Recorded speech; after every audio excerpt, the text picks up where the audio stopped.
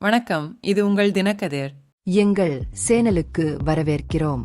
தமிழ்நாடு அரசின் 2025 முதல் 26 வரை பட்ஜெட்டுக்கு முன்னதாக பாட்டாளி மக்கள் கட்சி சனிக்கிழமை விவசாயத்திற்கான வருடாந்திர நிழல் பட்ஜெட்டை வெளியிட்டது. கட்டமைப்பு சீர்திருத்தங்கள் மற்றும் இந்த துறைக்கு அதிகரித்த நிதி உதவியை கோரியது.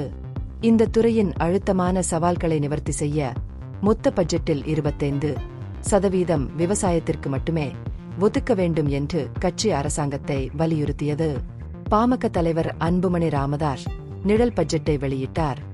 இதில் 82 பிரிவுகளின் கீழ் 240 திட்டங்கள் உள்ளன.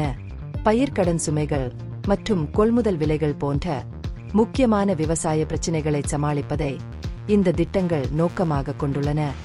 இந்த சவால்களை தீர்க்க உயர் நீதிமன்ற நீதிபதி தலைமையில் ஒரு நிபுணர் குழுவை அமைப்பது ஒரு முக்கிய பரிந்துரையாகும். கூடுதலாக அனைத்து விவசாய விளைபொருட்களையும் கொள்முதல் செய்ய அரசாங்கத்தை கட்டாயப்படுத்தும் ஒரு புதிய விவசாய பொருட்கள் சட்டத்தை கட்சி ஆதரிக்கிறது. நிர்வாகத்தை மேம்படுத்த நிழல் பட்ஜெட் விவசாயத்துறையை 3 தனித்தனி அமைச்சகங்களாக பிரிக்க பரிந்துரைக்கிறது. விவசாயம், தோட்டக்கலை மற்றும் விவசாய வர்த்தகம் மற்றும் சந்தைப்படுத்தல்.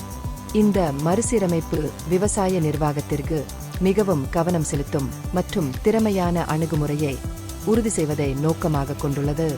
மற்றொரு முக்கிய திட்டத்தில் விவசாய விளைபொருட்களின் விலையை நிர்ணயிப்பதற்காக ஒரு பிரத்யேக ஆணையத்தை நிறுவுவதும், காய்கறிகள் மற்றும் பழங்களின் விலையை ஒவ்வொரு 3 மாதங்களுக்கும் மறு ஆய்வு செய்யும் ஒரு ஆணையம் அடங்கும். விவசாய பொருட்களை வாங்குவதை மேற்பார்வையிட ஒரு தனி வாரியத்தை உருவாக்குவதும், விவசாயிகளை ஆதரிப்பதற்காக மாநிலம் முழுவதும் 6000 கொள்முதல் மையங்களை அமைப்பதும் PNK பரிந்துரைக்கிறது. கூடுதலாக நிழல் பட்ஜெட் நீர்ப்பாசன உள்கட்டமைப்பை மேம்படுத்துவதற்கான திட்டங்களை கோடிட்டு காட்டுகிறது. நீர்ப்பாசன திட்டங்களை புத்துயிர் பெறவும், விவசாய நடவடிக்கைகளுக்கு சிறந்த நீர் மேலாண்மையை உறுதி செய்யவும் ஒரு நீர்ப்பாசன திட்ட செயல்படுத்தல் ஆணையத்தை உருவாக்கவும் இது முன்மொழிகிறது.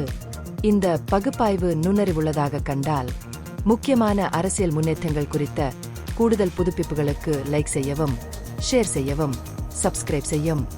இது உங்கள் தினக்கதிர். நன்றி.